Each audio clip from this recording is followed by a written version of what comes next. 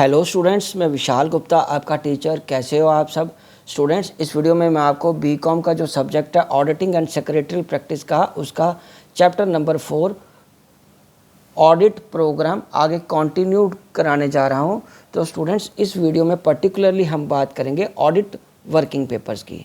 Students, जो मैंने choice of words और सेंटेंस है वो बहुत सिंपल लिखे हैं, उसको समझना और नोट्स बनाना बिल्कुल मुश्किल नहीं है। बहुत सिंपल लैंग्वेज का इस्तेमाल किया है, नो डाउट इंग्लिश का ही किया है, पर सिंपल चॉइस ऑफ वर्ड्स है ताकि आपको समझने में या नोट्स बनाने में कोई दिक्कत ना आए। तो आप मेरे चैनल को सब्सक्राइब कर लीजिए और पिछले टॉपिक्स और चैप्टर्स भी देख के अपना कोर्स कंप्लीट कर लीजिए। मैं आपको पूरा कोर्स कराऊंगा इसका, ठीक है बेटे। तो चलिए आगे बढ़ते हैं। The term audit working papers designate the files of analysis, summaries, comments and correspondence built by an auditor during the course of fieldwork of an audit engagement. These papers contain essential facts about accounts which are under audit.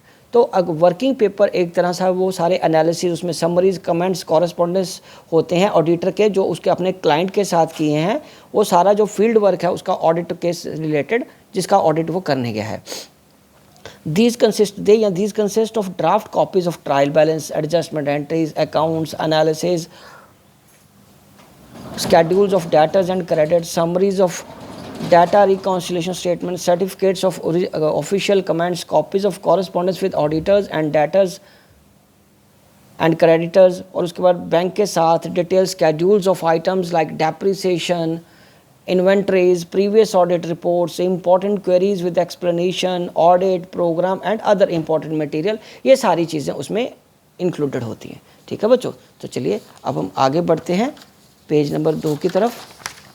चलिए अब हम बात करेंगे classification of working paper. Classification का मतलब कि किस तरीके के होते हैं। पहला होता है एक परमानेंट फाइल पेपर्स, दूसरा होता है ऑडिट एडमिनिस्ट्रेटिव पेपर्स, तीसरा होता है ऑडिट एविडेंस प्रोग्राम। और परमानेंट फाइल पेपर्स क्या होते हैं। Permanent file papers of continuing interest other many years audit of the same client, ठीक है, ओवर द मैनी ईयर, मतलब पिछले सालों के जो होते हैं वो भी इसमें इंक्लूडेड होते हैं परमानेंट पेपर्स में। The file can be used year after year, it is ready source of information for the first time familiarisation with the client for the staff sent for audit. तो ये एक permanent paper है जिसमें उस particular client की सारी detail available है, और कोई भी यदि स्टाफ का नया बंदा जा रहा है तो उसको उससे फैमिलियराइज होने में, जान पहचान करने में कोई मुश्किल नहीं होगी। वो ईजिली उसके साथ यूज टू हो जाएगा कि क्या चीज़ करनी है और क्या एक्सपेक्टेड है। The matters contained shall suitably indexed. These should normally include memorandum of association, article of association and other statutory documents, copies of other documents and minutes of the meetings having a continuing importance.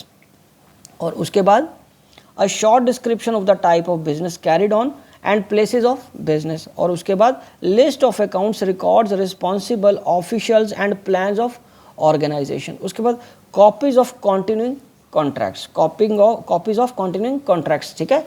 और उसके बाद क्या करेंगे हम, audit administrative papers. Audit administrative papers में current files आ गया। Administrative records contain the fruit of the early planning phases, ठीक है जी। अर्ली प्लानिंग फेजेस का ये हमारा सेकंड क्लासिफिकेशन है। अर्ली प्लानिंग के फेजेस ऑफ ऑडिट कैसे आपको शुरुआत करनी है। Usually these papers are bound together with the current year audit evidence proof papers, all the work done in the course of the audit, planning, assignment of staff, ठीक है, evaluation of internal control and audit program, preparation is a part of audit administration and is documented in the working papers, ठीक है बेटे। और उसके बाद generally the following items may appear on the point of each paper's current file: appointment of letter, memoranda of meeting with the management, memoranda of the meeting with the audit committee of the client, memoranda of a review notes and unfinished procedure, इन सभी की details उसमें available होती है। Audit time budget, internal control questionnaire, management control questionnaire. और इसके अलावा वो कोई भी चीज़ इसको इंपॉर्टेंट समझते हैं इसमें इंक्लूड करने के लिए, it can be included also, ठीक है जी। और तीसरा है एविडेंस, ऑडिट एविडेंस पेपर्स, ये तीसरी क्लासिफिकेशन। सो बेटे, the current year's audit evidence working papers contain the record of the procedures follows, the test performed, the evidence obtained and the decision made in the course of audit. These papers themselves are communications of the quality of the audit. Therefore, these must be clear, conscious, complete as well as indexed and informative. Each separate working paper must be complete होना चाहिए so that this may remove from the working file paper and considered on its own. वो अपने आप एक independent फिर हो जाना चाहिए, consider किया जाना चाहिए. The most important aspect of the current audit evidence papers is in the requirement that they show the auditor's decision problems and their conclusions. उसके बाद purpose of working papers. Purpose of working paper क्या होता है? They represent the volume of the work performed by the auditor and his staff which helps in the preparing the report.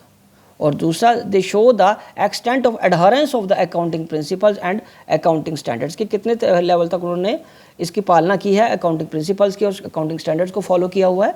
They are useful as evidence against the charge of negligence. और यहाँ कहीं गलती हुई है, यहाँ उन्होंने कोई भूल किया तो उसमें भी नज़र आ जाएगी.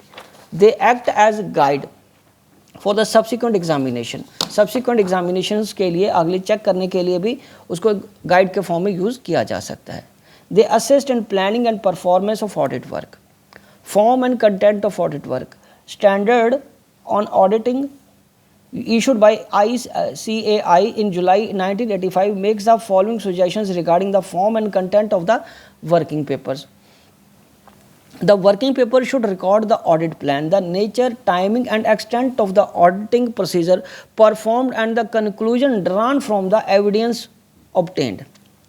The exact form of the content of working papers and affected by various matters like the nature of the engagement, the form of the audit report, etc.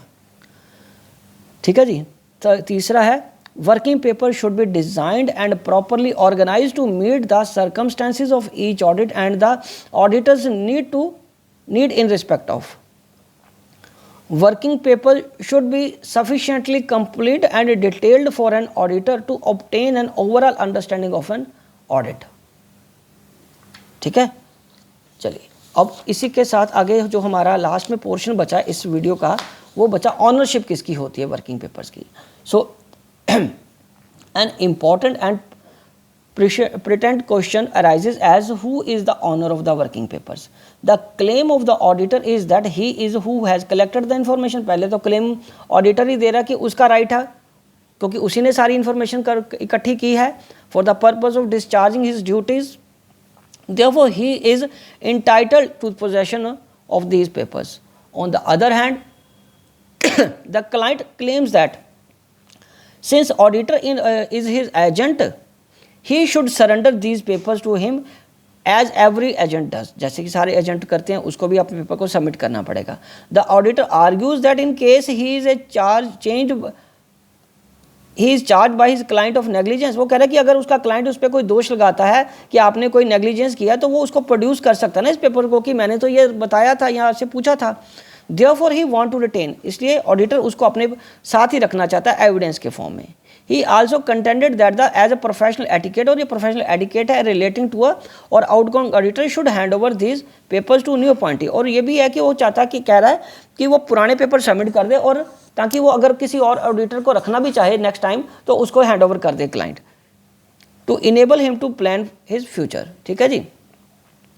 तो ताकि अगली बार के लिए किसी को भी अगर इंडिपेंडेंटली ऑडिट किसी और से भी करवाना चाहे तो उसको कोई दिक्कत ना है. तो स्टूडेंट्स, ये वाला पोर्शन यहीं पे कंप्लीट होता है. आई होप कि आपको अच्छे से समझ आ गया होगा. आप इसी को देख के मेरे अपने नोट्स कंप्लीट कर लीजिए और कोई भी दिक्कत आती है तो कमेंट बॉक्स में मेरे को अपनी क्वेरी सेंड कीजिए. मैं उसका सूटेबल रिप्लाई आपको ज़रूर दूंगा और बाकी वीडियोज़ देख के अपना कोर्स कंप्लीट करते रहिए. Wishing you good luck.